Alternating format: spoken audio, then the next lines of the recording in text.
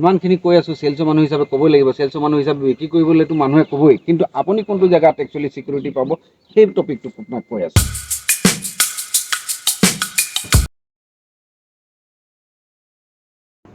শ্ৰদ্ধাৰ ৰাইজ নমস্কাৰ, ভালনে আপোনালোকৰ? আৰু পুনৰবাৰ আজি ভিডিঅ' এটিত আপোনালোকক লগ পালোঁ আৰু লগ পাই খুব আনন্দিত হৈছোঁ।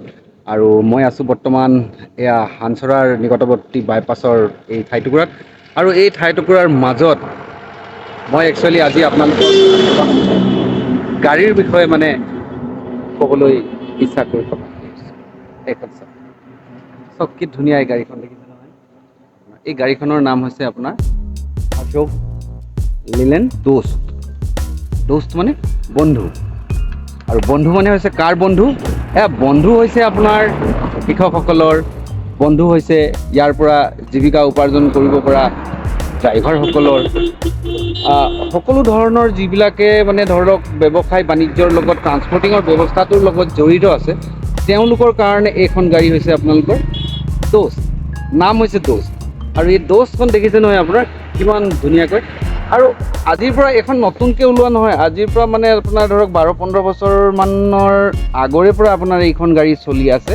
আৰু আগতে তিনিচুকীয়াত আপোনাৰ ডিলাৰশ্বিপ নাছিলে, এতিয়া ভাৰত মটৰ্ছ বুলি আমাৰ ডিলাৰশ্বিপ আছে, আৰু এই ডিলাৰশ্বিপখনত আপোনাৰ উপলব্ধ হৈ আছে। আৰু লগতে মই আপোনালোকক চিনাকি কৰাই দিব বিচাৰিছোঁ আমাৰ এই ভাৰত মটৰ্ছৰ মেইন হিৰ'। তেখেতৰ নাম হৈছে আপোনাৰ জ্ঞানদীপ ঘৰফলীয়া। কেনেকুৱা জ্ঞানদীপ ঘৰফলীয়া, খবৰ পোৱা? ভালে আছা? ঠিক আছে, আমি গাড়ীখনৰ বিষয়লৈ আহোঁ। আৰু গাড়ীখনত আপোনালোকক মই কেবিনটো আপোনালোকক জাষ্ট দেখুৱাইছোঁ, এই ফ্ৰণ্ট কেমেৰা দিয়ে মই একচুৱেলি তুলিবলৈ চেষ্টা কৰি আছোঁ। চাগে আপোনালোকে দেখিছে কিমান ধুনীয়াকৈ। অকণমান যদি ভিতৰলৈ যদি আমি আহি চাওঁ, চক ঠিক আছে, ইয়াত যদি আমি চাওঁ নহয় আপোনাৰ এটা কাৰ টাইপছৰ নিচিনাকৈ কিমান ধুনীয়া। ইয়াতকৈ ওপৰবিলাকতো আপোনালোকে চেণ্ট্ৰেল লকিং পৰ্যন্ত পাব সেইটো কোম্পানীত, ঠিক আছে। আৰু এনেকুৱা ধুনীয়া এটা মানে গৰ্ব কৰিব পৰা চাবি এটাৰ সৈতে আমি ইয়াত যদি আমি কৰোঁ, ইনষ্ট্ৰুমেণ্ট ডিজিটেল ক্লাষ্টাৰ ইয়াতে ডিজিটেলি আপোনাৰ কৰা হৈছে। লগতে আপুনি ধৰক আপোনাৰ খুব ধুনীয়া মেটেৰিয়েলছ ইউজ কৰা আপোনাৰ ধৰক ডেছবৰ্ড, আপোনাৰ চাৰ্মিং ডেছবৰ্ড, মোবাইল হোল্ডাৰ লগতে আছে। ইয়াতে আপুনি মিউজিক চিষ্টেম ফিটিং কৰিবলৈ কাৰণে আপোনাৰ অপশ্যন দিয়া হৈছে, কাৰণ এইটো অপশ্যনেল।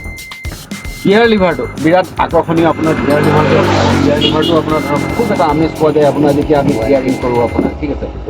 আৰু চবতকৈ ডাঙৰ কথা এটা ক'ম, আপোনাৰ গোটেই গাড়ীখন আপোনালোকক দেখুৱালৈ থুলমূলকৈ, নহ'লে ভিডিঅ'টোৰ পৰা কিবা আপোনাৰ দীঘলীয়া হৈ যাব। আৰু মানুহ বহিব পৰা কেপাচিটিটো চাওক আপোনাৰ, খুব ধুনীয়াকৈ আপোনাৰ ধৰক ইয়াতে কৰা হৈছে।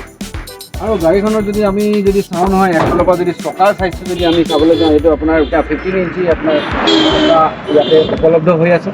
লগতে আপোনালোকৰ ধৰক যিটো ব্লেংক বডি, এইটো খুব আপোনাৰ কাৰ্গো বডি বুলি কয়, এইটো ল'ড এৰিয়া বডিটো যদি আমি চাবলৈ যাওঁ, তেতিয়া আপোনালোকে দেখিব যথেষ্ট পৰিমাণে মাল লৈ যাব পৰা ক্ষমতা, ভাৰ বহন কৰিব পৰা ক্ষমতা। এইখনৰ ভাৰ বহন ক্ষমতা কিমান আছিল এক্সুৱেলি? 1375 কেজি হয়, 1375 কিলো আপোনাৰ, ঠিক আছে। 1375 কিলো মানে 1400 কিলো আৰু ধৰক গ্ৰাউণ্ড ফিগাৰত আমি এইটোৱে কথা বুজি পাম। আৰু আমাৰ আৰু এইফালে হওক আপোনাৰ টেংকি চক, আপোনালোকে লং দূৰত্বত হৈ পৰিব পৰাকৈ আপোনাৰ অকণমানিকৈ টেংকি নহয়, বহুত ডাঙৰ টেংকি, যাতে আপোনাৰ ৰাস্তাত মানে আপোনাৰ ধৰক ষ্টপ হ'বলগীয়া নহয়। আৰু চবতকৈ ডাঙৰ কথা এটা কওঁ, ইমানখিনি কৈ আছোঁ চেলছৰ মানুহ হিচাপে ক'বই লাগিব, চেলছৰ মানুহ হিচাপে বিক্ৰী কৰিবলৈতো মানুহে ক'বই, কিন্তু আপুনি কোনটো জেগাত একচুৱেলি ছিকিউৰিটি পাব সেই টপিকটো মই কৈ আছোঁ।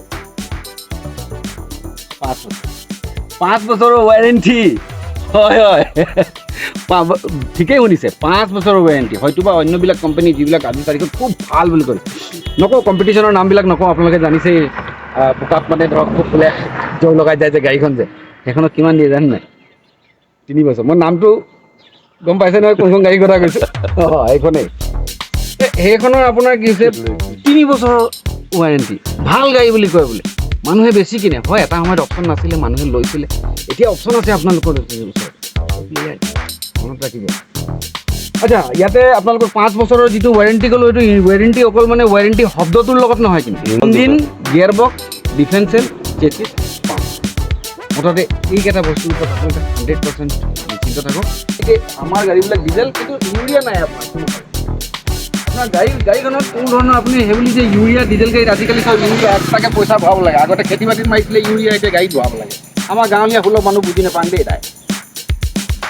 এইখন গাড়ীত আপোনাৰ এই ইউৰিয়া চিউৰিয়া ঝামেলা নাই। আপোনালোকে যদি নম্বৰটোত আগ্ৰহ প্ৰকাশ কৰে তেতিয়াহ'লে মোবাইল মই আপোনাক কৈছোঁ আমাৰ ঘৰফলীয়া মোবাইল নম্বৰটো কিমান আছিলে 9101983707 অ'কে লগতে মোকো আপোনালোকে যোগাযোগ কৰিব পাৰে 9954963196 आपका 0 to hero ঠিক আছে নেক্সট এটা ভিডিঅ'ত পুনৰ লগ পাম বুলি আশা ৰাখিলোঁ নমস্কাৰ